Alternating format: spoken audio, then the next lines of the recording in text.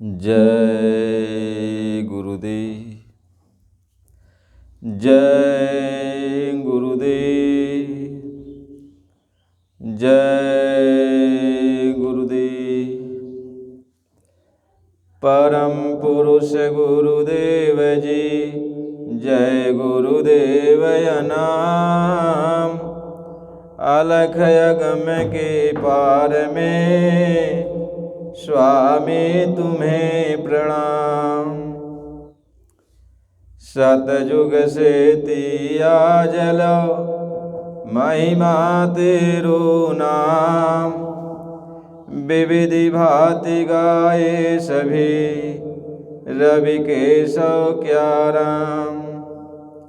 दाता सबके ये कही सदा रहें गुरुदेव।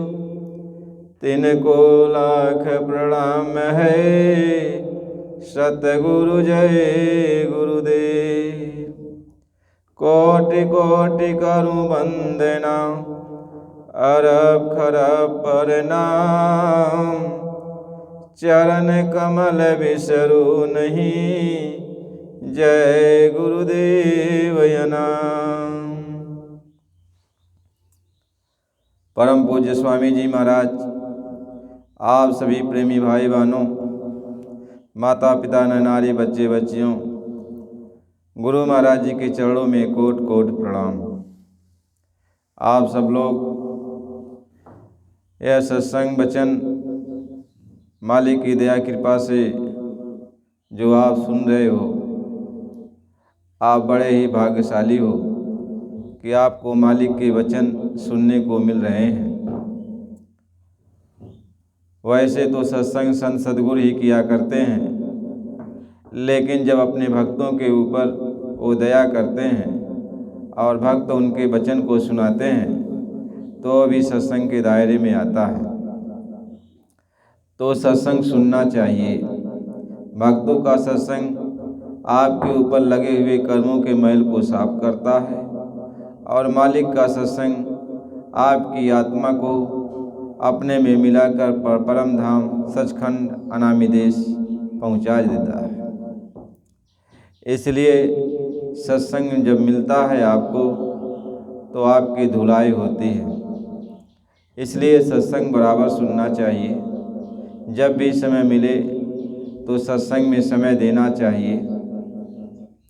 सत्संग क्या है, सत्संग क्यों करना चाहिए, ये सब बातें आपको बताई जाएगी।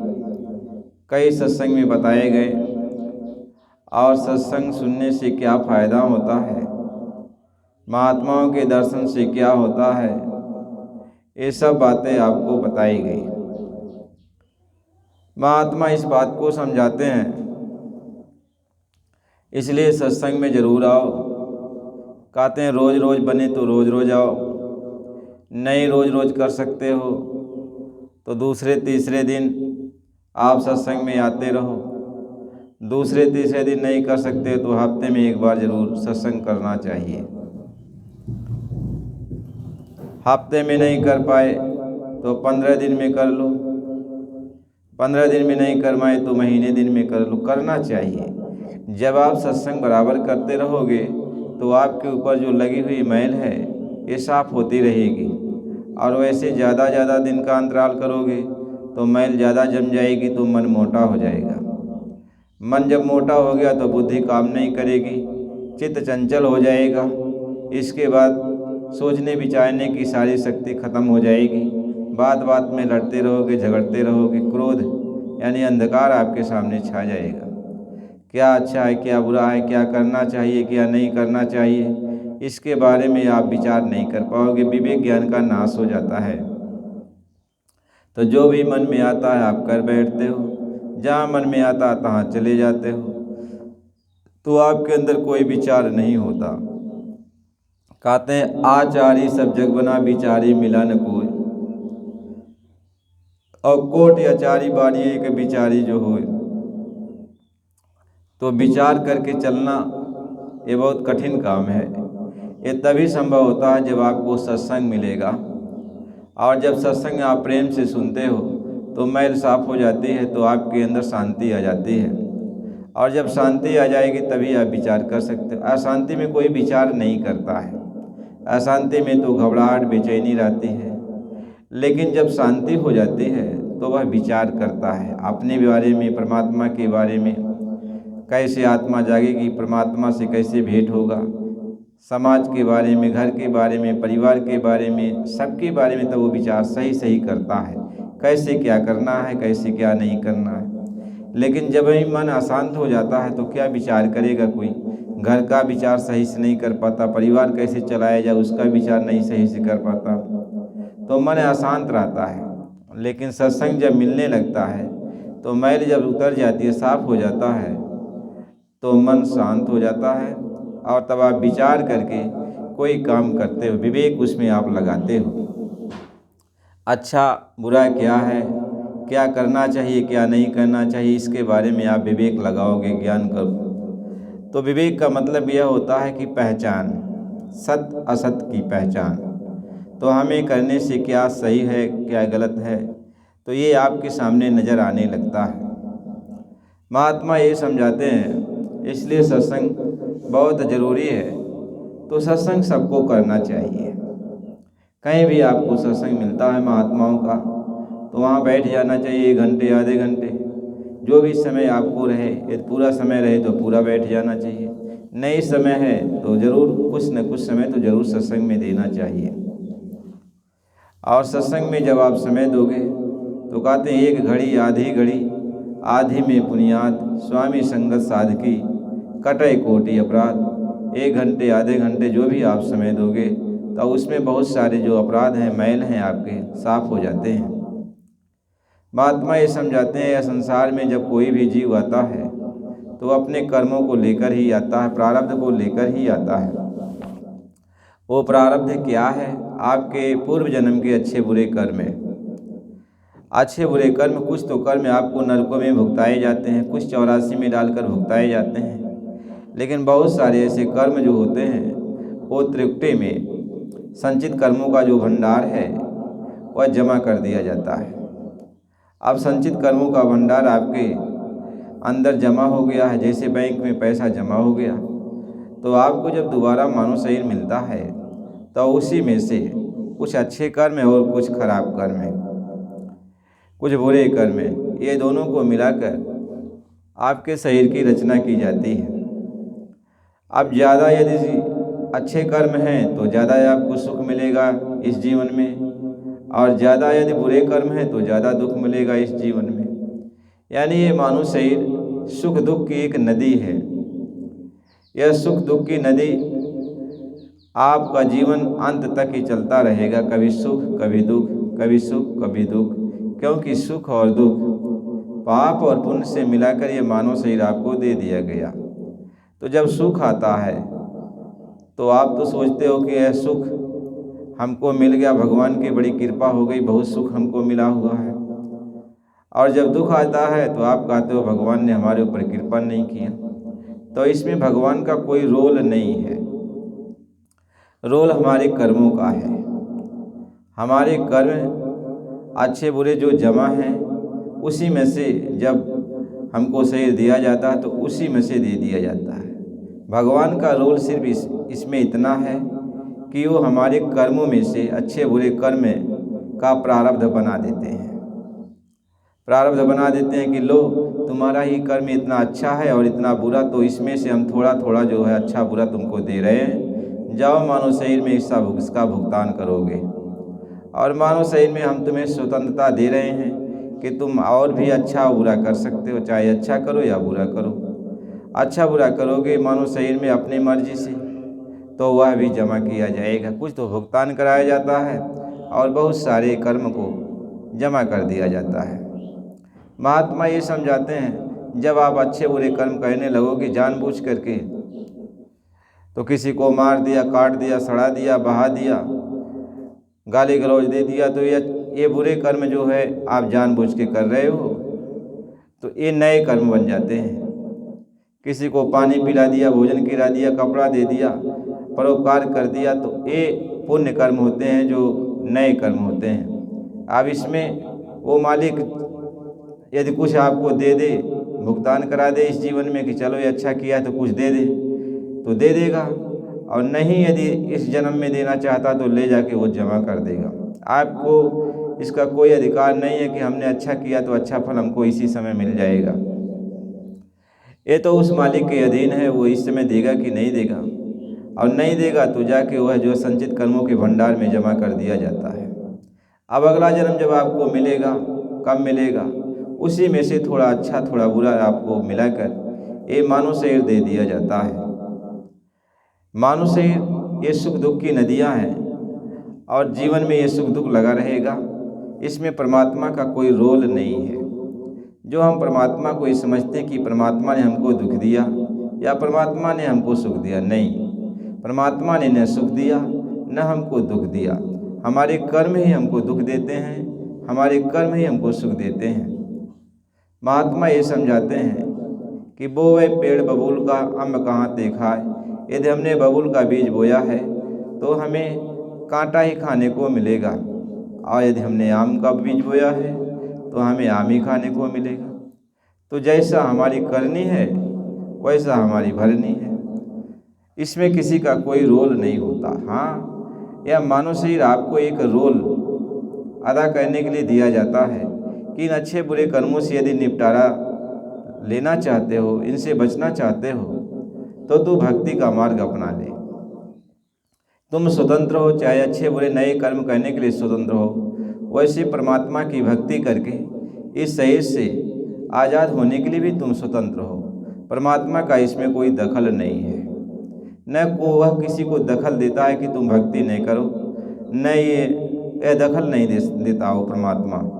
आप सोचते हो कि परमात्मा बाधा डालता है, परमात्मा कोई बाधा नहीं डालता। परमात्मा ने आपको स्वतंत्र किया है कि आप भक्ति कर सकते हो, भगवान को याद कर सकते हो, अपनी आत्मा को जगा सकते हो, और परमात्मा से भेंट करके अपने घर जा सकते हो, और यहाँ के कर्मों को आप जो है अदा कर दो। अपने घर आप जाओ, लेकिन जो उनके देश का कर्म है, कर्जा है, इसको अदा कर दो। महात्मा ये समझाते हैं। अब क्या होगा कि इस कर्म कर्जे को अदा करना बहुत ही ज़रूरी है, क्योंकि वो भगवान कहते हैं, ईश्वर, कि जब तक तू कर्म कर्जा अदा नहीं कर देगा अपने घर जा नहीं सकता है।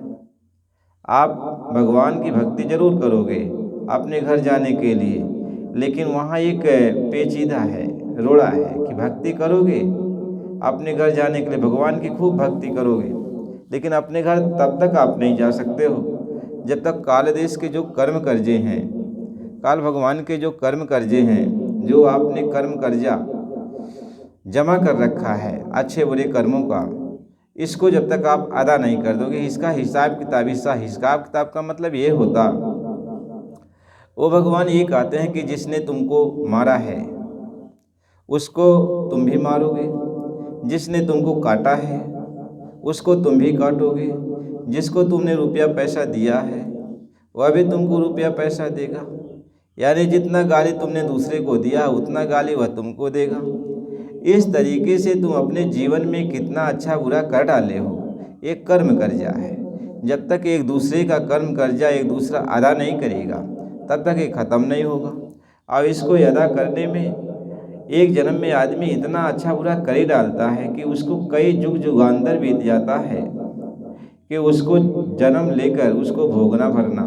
जैसे मान लो एक जन्म में मान लो आप 1000 मछली को खाए गए हो, और जब 1000 बार आप जन्म लोगे मछली का, और वो लोग बारी बारी से मानव शरीर पाएंगे और तुम्हें मार के खाएंगे, तब तो ये पूरा होगा।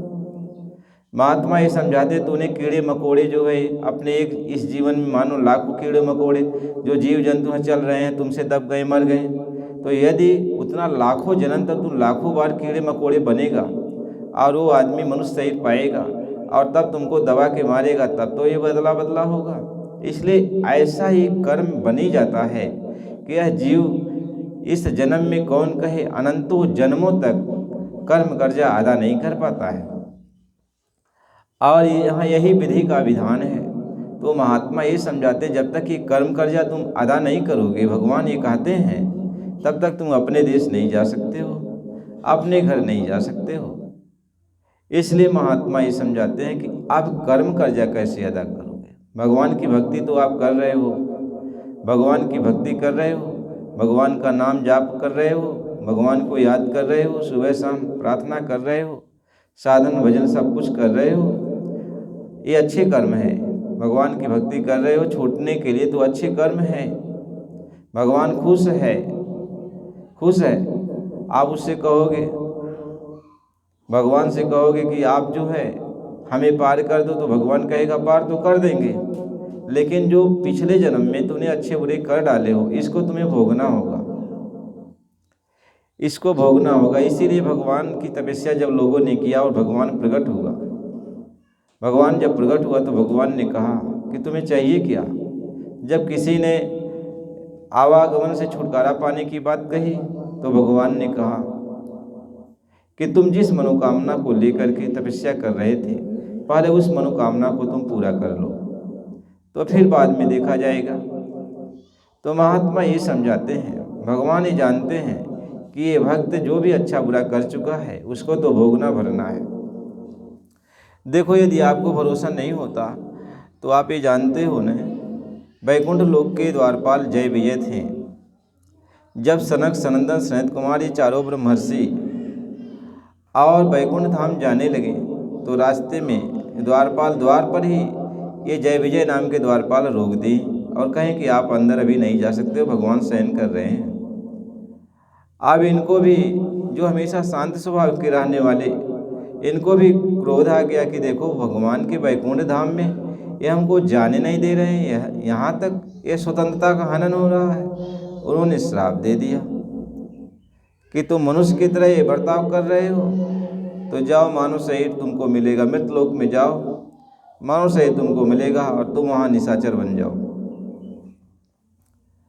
महात्मा ये समझाते हैं, आप देखो वैकुंठ में रहने वाले भी नीचे चले जाते हैं और वैकुंठ में पहुँचने वाले को भी गुस्सा आ रहा है। ये तो भगवान की माया ही तो है, और क्या है। अब उसी जय विजय को जो है वापिस वैकुंठ धाम ले जाने के लिए भगवान को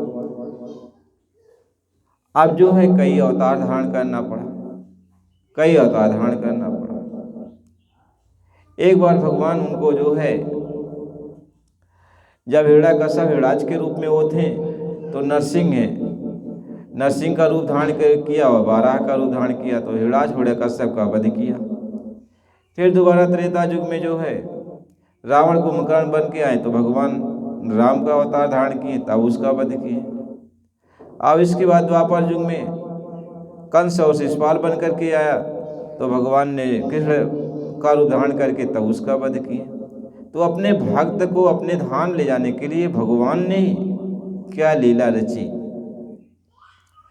आप तो इसको बाखूबी जानते हो, बाखूबी जानते हो। एक बार तो उनकी माया चलती है कि वो भक्त के अंदर ये प्रेरणा हो जाती है कि वो सनक सनंदन सनत कुमार चारों ब्रह्मर्षि को रोक देते हैं और सनक सनंदन चारों ब्रह्मर्षि के अंदर क्रोध आ जाता है, वो श्राप दे देते हैं। ये लीला ही भगवान की थी, तो भगवान की ये लीला थी और भगवान ने ऐसा किया। और आज हम इस तथ्य को जानते हुए भी हम इस बात को समझ नहीं पाते ये हो क्या रहा, ये क्या होगा। महात्मा ये समझाते हैं भगवान जो है द्वारपालों के अंदर न बसते, न अभाव जगाते तो द्वारपाल उनको रोकते नहीं। और जो है, और तब यदि सनक सनंदन सनत कुमार चारों ब्रह्मर्षियों के अंदर क्रोध न उत्पन्न करते तो वो श्राप देते नहीं। तो जब वो श्राप नहीं देते और वो रोकते नहीं तो इतना बड़ा अत्याचार इस भूमंडल पर कौन करता? कोई नहीं करता, कोई नहीं करता। हिरण्यकश्यप भी नहीं करता, फिर रावण कुंभकर्ण के रूप में भी नहीं करता, पर फिर कंस और शिशुपाल के रूप में भी नहीं करता। तो महात्मा ये समझाते हैं कि करैं करावें अवापय सोई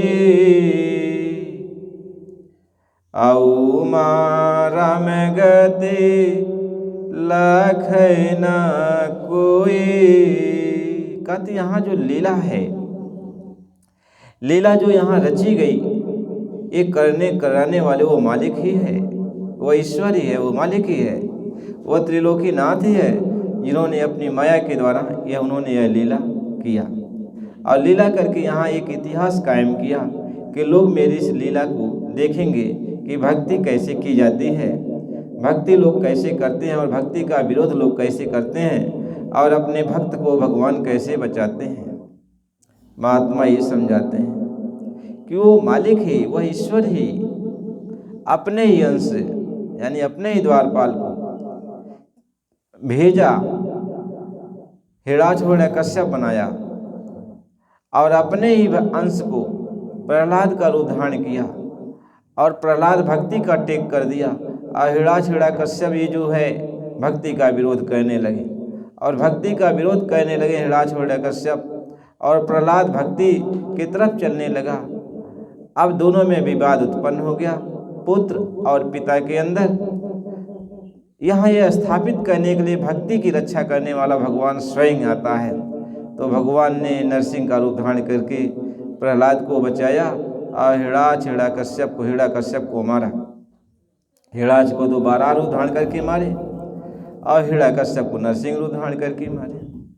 महात्मा ये समझाते हैं यह रक्षक कला के द्वारा उन्होंने एक कायम किया यहाँ पे आकर के कि देखो भगवान भक्तों के वश में रहते हैं और भक्त चाहे जितना उसको कष्ट कोई दे, लेकिन भगवान अपने भक्त की रक्षा करता हर जगह अपने भक्त को बचाता है।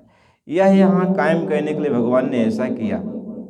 फिर उसके बाद रावण और कुंभकर्ण के रूप में वही हिरण्यकश्यप बन के आए। हिरण्यकश्यप दोबारा जब जन्म लिया तो रावण और कुंभकर्ण बन के आए, फिर अत्याचार शुरू कर दिया।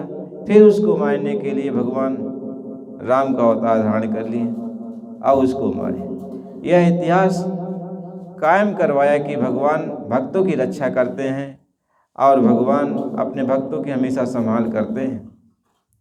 ऐसे ही फिर वही रावण और कुंभकर्ण कंस और शिशुपाल बन के आए और कंस और शिशुपाल बन के खूब अत्याचार किया, खूब लोगों का विनाश किया, खूब बच्चों को मारा, नाना प्रकार के लोगों को तकलीफ दिया। महात्मा ये समझाते हैं इस तरह से अब जो है भगवान कृष्ण और बलराम के साथ फिर आए और फिर इनको जो है कंस को और शिशुपाल को मारा। तो उन्होंने ये साबित किया कि जो कुछ भी करना है और कराना है वह मेरे द्वारा ही होगा, मैं ही जो चाहता हूँ वही होता है। कहते हैं जब तक मेरी इच्छा नहीं होती एक पत्ता भी हिल नहीं सकता, बंदा बोल भी नहीं सकता और कुछ कर नहीं सकता। तो मालिक की ये इच्छा एक तरफ तो ये है। महात्मा ये समझाते हैं कि वो भगवान अपने भक्तों की रक्षा करने के लिए यह कला दिखाते हैं।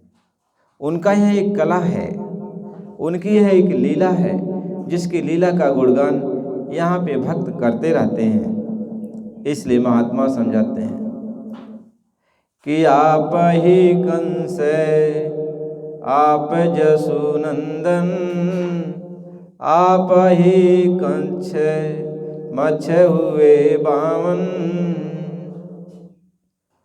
आप ही सब कुछ। इसलिए उन्होंने कहा कि मैं सबके अंदर रहता हूँ, जैसा जिसका भाव होता है वह मुझको उसी रूप में पूजता है। हिरण्यकश्यप था तो उसके अंदर भी भगवान थे, उसके अंदर निशाचरी भाव था तो निशाचरी भाव में भगवान को जानता था। प्रहलाद सात्विक रूप में थे, वैष्णव रूप में तो उनको वैष्णव रूप में भगवान उनके अंदर थे।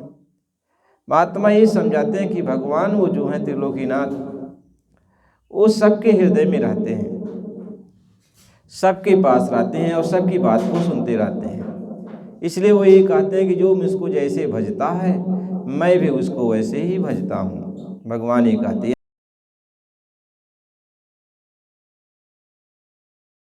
और करो, मैं उसकी वृद्धि को बढ़ाता हूँ, घटाता नहीं हूँ। यदि कोई पुण्य कर्मों में भक्ति में लग जाता है तो मैं भक्ति को और बढ़ाता हूँ कि तुम और भक्ति कर लो। महात्मा ये समझाते हैं, भगवान ये कहते हैं। इसलिए प्रेमी भाई बहनों, आपको इसलिए बातें समझाई जा रही हैं कि आप ये सोचो कि जो कुछ भी आप यहाँ करना चाहते हो, कर रहे हो, इससे आपका छुटकारा होना नहीं है, इससे आप छुटकारा नहीं पा सकते हो। आपको छुटकारा कब मिलेगा?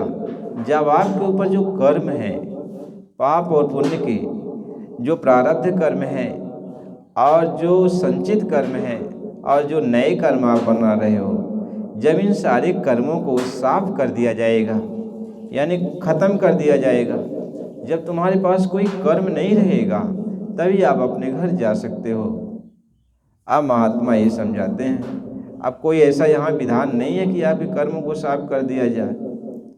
जाप ताप पूजा पाठ जो कुछ भी आप करोगे, ये अच्छे और बुरे दो ही कर्म बनते हैं। अच्छा कर्म है तो वो अच्छा पुण्य बन जाएगा, खराब कर्म करते हैं तो पाप बन जाएगा। लेकिन इन दोनों से छूटने का क्या उपाय है? पहले तो ये कहा जाता एक उपाय कि निष्कर्म भक्ति करो। कोई काम करो तो निष्कर्म होके करो, यानी उसकी फल की इच्छा को छोड़ दो। और दूसरा ये कहा जाता कि तुम सकाम कर्म करो, यानी कोई कर्म कर रहे हो तो उसकी इच्छा हो कि यह कर्म कर रहा हूँ, इसका फल हमको ये मिले। तो महात्मा ये समझाते हैं, जब आप सकाम इच्छा के द्वारा भक्ति करते हो तो भगवान आपकी उसी इच्छा को पूरा करते हैं जिस इच्छा के द्वारा आपने भक्ति की है। और जब निष्कर्म फल के द्वारा आप भगवान की भक्ति करते हो कि हमको कोई फल नहीं चाहिए, हम सिर्फ भगवान की भक्ति करते हैं, तो अब ये भगवान के ऊपर होता है कि आपको क्या फल देंगे। वो देंगे फल, ऐसा नहीं है नहीं देते हैं। चाहे आप निष्कर्म में करो भक्ति, चाहे आप सकर्म में भक्ति करो, आपको फल मिलेगा ही मिलेगा। इतने अंतर होता है कि जब सकाम भक्ति शुरू होती है तो उसी के मुताबिक फल दे दिया जाता है। जब निष्काम भक्ति शुरू होती है तो भगवान अपनी इच्छा के अनुसार आपको फल देते हैं। लेकिन उन्होंने कहा कि मेरा दर्शन कभी मिथ्या नहीं जाता। जब भी मेरा दर्शन होता है तो मैं अपने भक्त को कुछ न कुछ देता ही हूँ, कुछ न कुछ देता ही हूँ। इसलिए प्रेमी भाई बहनों, इस बात को आप समझ जाओगे सकाम भक्ति क्या है और निष्काम भक्ति क्या है। सकाम भक्ति यही है कि आप कामना के सहित भक्ति कर रहे हो, और निष्काम भक्ति यह है कि आप बिना किसी कामना के भक्ति कर रहे हैं। जैसे आप किसी के घर जाते हो, पूरा काम करते हो और कोई कामना नहीं है। किसी के घर आप चले गए, शादी विवाह पड़ गया तो आप चले गए, पूरे दिन भर सुबह से शाम तक रात भर उसके शादी विवाह में हाथ बटाया, और इस हिसाब से उसका साथ दे रहे हो कि भाई ये तो मेरा धर्म है, कर्तव्य है और मैं इसका हाथ बटा रहा हूँ। उससे कोई इच्छा आपने जाहिर नहीं किया, न आपके अंदर कोई इच्छा है, न आपके अंदर कोई इच्छा है। इसी को कहते हैं निष्काम भक्ति। इस तरीके से भगवान की जो भक्ति की जाती है वह बिना किसी कामना के की जाती है। और बहुत सारे लोग शादी विवाह में आते हैं तो सोचते हैं भाई वो आए हैं कि हम इनका इतना काम करेंगे तो हम इतना पैसा लेंगे, ये काम करेंगे तो हम इतना पैसा लेंगे। हलवाई आ गया, टेंट वाला आ गया और सारे लोग आ गए, तो अब इस हिसाब से वो पैसा ले, यानी उनके अंदर कामना है। आपकी वो भी सेवा कर रहे हैं लेकिन कामना लेकर सेवा कर रहे हैं, इच्छा लेकर सेवा कर रहे हैं। ऐसे ही भगवान की भक्ति होती है। कोई भगवान की भक्ति जब तक पूजा पाठ करता है तो कोई इच्छा लेके करता है, और कोई जब तक पूजा पाठ करता है तो बिना इच्छा के करता है। लेकिन जब भगवान खुश होता है तो इच्छा वाले को भी देता है जो उसके मुताबिक उसने कहा है, और जो बिना इच्छा वाले को भी देता है। भगवान यही कहता कि मेरा दर्शन कभी मिथ्या नहीं जाता। वो दाता मालिक है, वो सबको देता रहता है और देता रहेगा। इसलिए जब वो देगा तो अब तो कर्म बनेगा ही, बन गया है अब आपका। वो तो पुण्य कर्म आपको लगा दिया, किसी को स्वर्ग दे दिया, किसी को वैकुंठ दे दिया, किसी को और लोग दे दिया, भेज दिया, कहा यहाँ पर तुम आराम से रहो। आपने मेरी निष्काम भक्ति किया है, कुछ नहीं चाहिए तो मैं अपनी इच्छा के अनुसार तुम्हें यहाँ जो है रखता हूँ। अब भगवान जहाँ चाहेगा वहाँ तो आपको जाना ही है, वहाँ आपको जाना ही है। तो महात्मा इस बात को समझाते हैं। तो हमें भक्ति जो करनी है, हम पूजा पाठ जो करते हैं, इसमें दो ही मार्ग हैं, एक प्रवृत्ति मार्ग, एक निवृत्ति मार्ग। एक प्रवृत्त होकर के कर रहे हो, एक निवृत्त होकर कर रहे हो, उससे किनारा कस के कर रहे हो, फल की इच्छा से अलग होकर कर रहे हो। एक उसमें फल की इच्छा के द्वारा कर रहे हो, हमें इसका फल चाहिए, फल मिलेगा इसका। तो महात्मा ये समझाते हैं, भगवान इस बात को समझाते हैं। तो आप कर्म बंधन से आज़ाद कहाँ हुए? कर्म बंधन से आज़ाद नहीं हो सकते हो जब तक आपके कर्मों की सफाई नहीं होगी। जब तक आपके कर्म साफ नहीं होंगे तो आप आज़ाद नहीं हो सकते। इसलिए जब लोगों ने, ब्रह्मा से लोगों ने पूछा, भगवान से लोगों ने पूछा, सभी लोगों से लोगों ने पूछा कि आखिर कर्मों की सफाई कैसे होगी, हम कर्म से आज़ाद कैसे होंगे? तब सब लोगों ने कहा, विचार करके सभी लोगों ने तब कहा कि कर्मों से आज़ाद कराने वाले, साफ करने वाले और कोई नहीं है, सिर्फ एक है, वो संत है। जब संत मिल जाएंगे, संत महात्मा मिल जाते हैं, तभी आपके कर्मों को धोते हैं, और कोई धो नहीं सकता कर्मों को। ब्रह्मा जी अपने पुत्र लोमस ऋषि को भी यही बात समझाते हैं कि लोमस ऋषि मैं कहूँ बिचारा, और संत शरण से होई उबारा। पहले लोमस ऋषि का ब्रह्मा जी का बड़ा संवाद चला, तो ब्रह्मा जी ने बहुत कुछ कहा था कि मोक्ष मुक्ति पाने के लिए पहले तुम गंगा में स्नान करोगे तब मिल जाएगा, जब तब करोगे, पूजा पाठ करोगे तब मिल जाएगा। तो लोमस ऋषि ने कहा मैं सब कर दिया, लेकिन इसका उल्टा फल मिला हमको। कभी गोजर बना, कभी बिच्छू बना, कभी पेड़ पौधा बना, कभी मछली बना, कभी मगरमच्छ बना, तो कभी और कुछ, यानी जितना मैंने पूजा किया मुक्ति मोक्ष पाने के लिए, लेकिन जहाँ जिसकी मैं आशा लगाया था मैं वहीं जाके बस गया। हे पिताजी, हमको साफ साफ बताइए आखिर उद्धार कैसे होगा? तब उन्होंने कहा कि लोमस ऋषि मैं कहूँ बिचारा, और संत शरण से होई उबारा। हे लोमस ऋषि, मैं ये विचार करके बता रहा हूँ कि जब तक संत नहीं मिलेंगे तब तक किसी भी जीव का उद्धार नहीं हो सकता है। इसलिए संतों को खोजो। संत के अंदर वो पावर है, वो ताकत है जो कर्म को साफ कर सकते हैं, कर्म बंधन से जीव को आज़ाद कर सकते हैं, और कोई नहीं आज़ाद कर सकता है, और किसी के पास कर्मों को धोने का पावर नहीं है। महात्मा ये समझाते हैं, इसलिए संतों की खोज की जाती है। संतों महात्मा जब मिल जाते हैं तब वो अच्छे बुरे दोनों कर्मों को साफ करते हैं, प्रारब्ध कर्म को भी साफ करते, संचित कर्मों को भी साफ करते, और क्रियामान कर्मों को भी साफ करते हैं। बिना संत के कोई साफ कर ही नहीं सकता। इसलिए संत की खोज करो, संत की खोज करो, कहीं पर भी मिल जाए।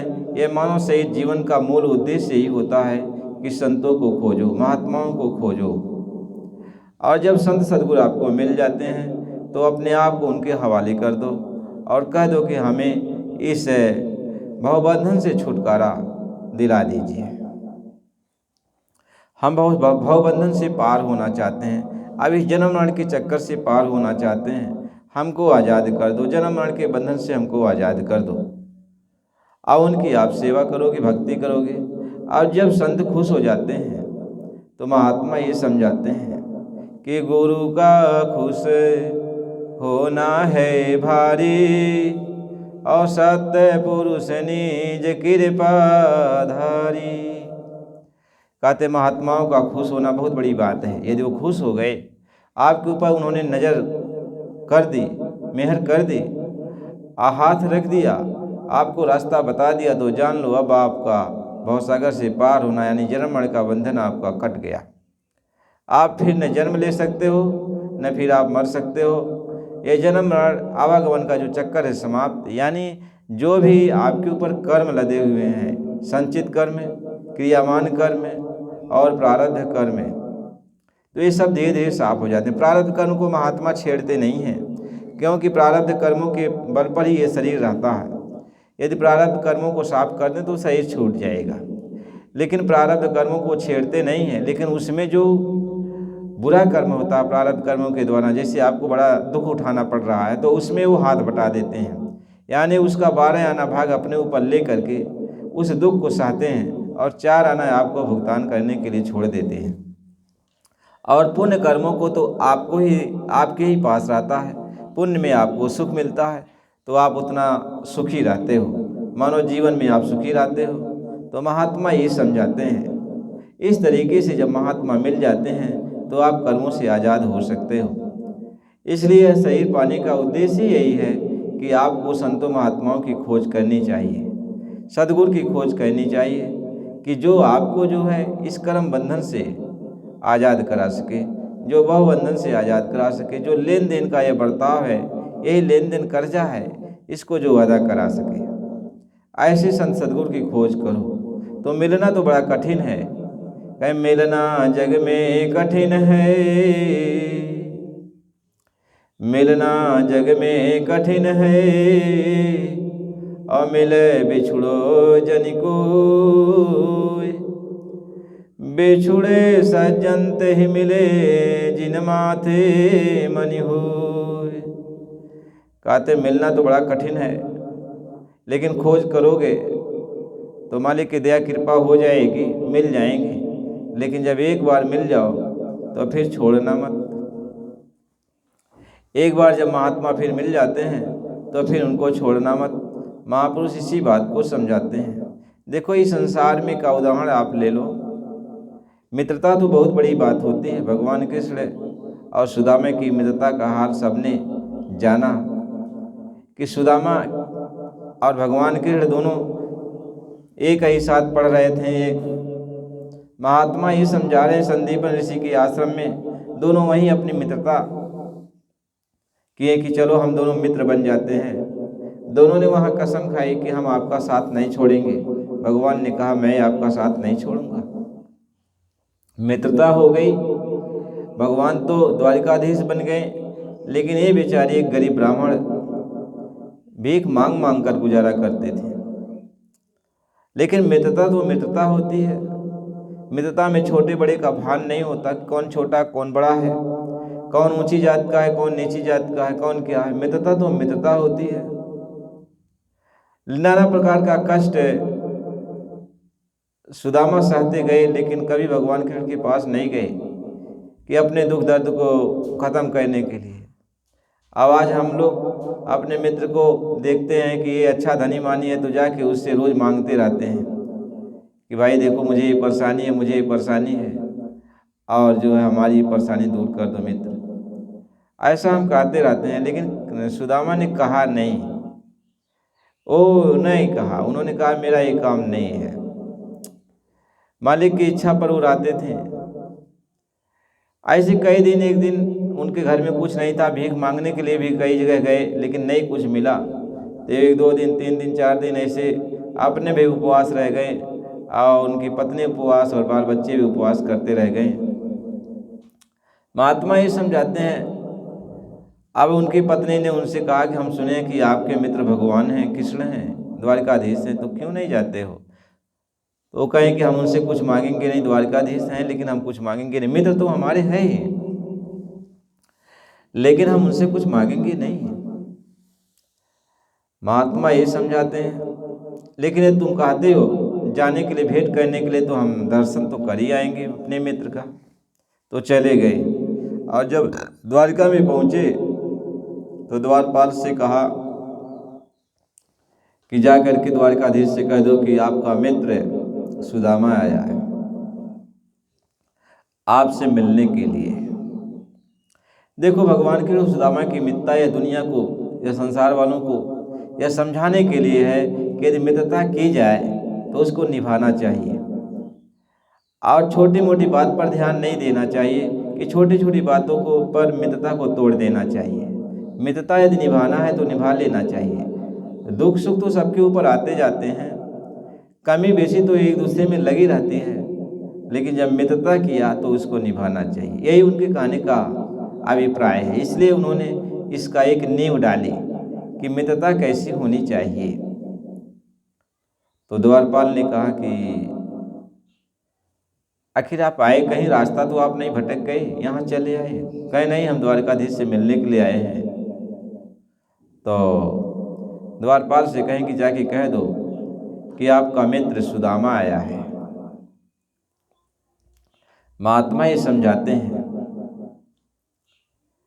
अब वो द्वारपाल जब भगवान के पास जाता है, द्वारकाधीश के पास जाता है, तो क्या कहते हैं? किसी से पगान झगातन में, शीश पगान झगातन में, प्रभु जाने को आही बस के ही ग्रामा, धोती फटी सी लटी दुपटी, अरूपाय उपान की नहीं सामा, द्वार खड़ो द्विज दुर्बल देखी, रहसो चकिसो वसुधा अभिरामा, पूछत दीन दयाल को धाम, बताव तू आपन नाम सुदामा। वो ये कह रहे हैं कि हे प्रभु, द्वार पर एक दुर्बल ब्राह्मण आए हैं, उनके शीश पर पगड़ी नहीं है, उनके जो है शरीर में कोई वस्त्र नहीं धारण किए, कुर्ता नहीं है, एक धोती है, आधी फटी है, आधी को पहने हैं, आधी को ओढ़े हैं, और उनके पैरों में जूता चप्पल कुछ भी नहीं है, कोई चीज़ पहने नहीं है, और वैसे जो है खड़े हैं, आश्चर्यचकित होकर के पूरा ये देख रहे हैं। और उन्होंने कहा कि हम द्वारकाधीश से भेंट करना चाहते हैं, और जो है जाके उनसे कह दो। उन्होंने अपना नाम सुदामा बताया। कहते बोलो द्वारपाल सुदामा नाम पांडे सुनी, छाड़े राज काज ऐसे जी की गति जाने को, द्वारिका के नाथ हाथ जोड़ी धाय गहे पाए, भेंट भरी अंक लपटाए दुख साने को, नैन दो जल भरी पूछत कुशल हरि, अभिप्र बोलो विपदा में मोई पहचाने को। भगवान कृष्ण ने जैसे ये सुना कि सुदामा जी आए हैं, राजपाट सब छोड़ छाड़ करके नंगे पांव दौड़ पड़े, और उनको होश नहीं, सुदामा सुदामा करते हुए दौड़ते हुए वो जो है सुदामा जिधर से जा रहे थे उधर ही भागते हुए वो जा रहे हैं। सारा उनका जो है कपड़ा भी भगवान का सब गिरता चला गया, दुपट्टा उपट्टा सब गिरता चला गया, मुकुट उकुट सब गिर गया, और अपने मित्र के वियोग में मित्र से मिलने के लिए दौड़ते हुए वो जो अपने मित्र के पास चले गए, और जा करके जो है सुदामा से भर अंक लिपट लिया, और उनको गले से लगाकर बहुत रोए। कहें अय मित्र, इतना तो उन्हें कष्ट सहा, और तुम क्यों नहीं मेरे पास आए, क्यों नहीं मेरे पास आए? भगवान के सुदामा को गले लगाया, हृदय से लगाया, और लेके आए और अपने सिंहासन पर उनको बिठाया। उसके बाद जो है पराता में पानी लाया, उनके पैर को धोने लगे। महात्मा ये समझाते, सब चकित हैं देख करके कि भगवान त्रिलोकीनाथ ये किस तरीके से अपने मित्र को आदर सम्मान उनकी सेवा कर उनके लिए रो रहे हैं। और जब उनके पैरों को धो रहे हैं तो क्या देखते हैं कि मार कांटे चुभे, उनके पैर में बिबाई फट गई है। एकदम उनकी हालत को देख के भगवान कृष्ण कितना रो रहे हैं। महात्मा ये समझाते हैं कि ऐसे बिहाल बिबाइन सुपगे, कंटक जाल लगे पुनि जोए। हाय महादुख पाए सखा तुम आए, तैन कितै दिन खोए। देखी सुदामा की दीन दशा, करुणा करके करुणा निधि रोए। और पानी परात को हाथ छुओ, नहीं नैनन के जल सुपग धोए। महात्मा समझाते हैं कि ऐसा अपने मित्र को देख करके कि उनके पैरों में छाले पड़ गए हैं, बगाई फट गई है, इतना उनका दुख तकलीफ को देख के भगवान इतना भुखार छोड़ के रोने लगे, इतना रोने लगे कि उनकी आंख से जो जल की धारा बहने लगी, उसी से उनके पैरों को धो डाला। और पानी में जो परात में जो पानी रखा हुआ था उसको हाथ से छुआ तक नहीं। महात्मा ये समझाते हैं इस तरह से भगवान अपने मित्र को देख करके कितने खुशहाल हुए कि मेरा मित्र आ गया। ये उन्होंने मिसाल देना चाहा इस संसार वालों को कि मित्रता कैसी होती है, मित्रता कैसी निभानी चाहिए। मित्रता एक बार कर लिया तो उसको निभाना चाहिए। ये नहीं है कि मित्र के ऊपर कोई दुख तकलीफ हुआ तो मित्रता छोड़ दिया कि अब तो मित्र हमारा कुछ मांगेगा और मांगेगा हम दे देंगे तो हमको वापस नहीं करेगा। ऐसा मित्रता नहीं करनी चाहिए। मित्रता करो तो उसको निभाना चाहिए। महात्मा इस चीज़ को समझा रहे। उन्होंने पूछा कि मित्र इतने दिन तुम कहाँ रहे और आए क्यों नहीं। हर तरह से उनको कपड़ा वपड़ा पहना करके और उनको जो है उनकी सेवा किया। उनकी रानियां भी उनकी सेवा किए।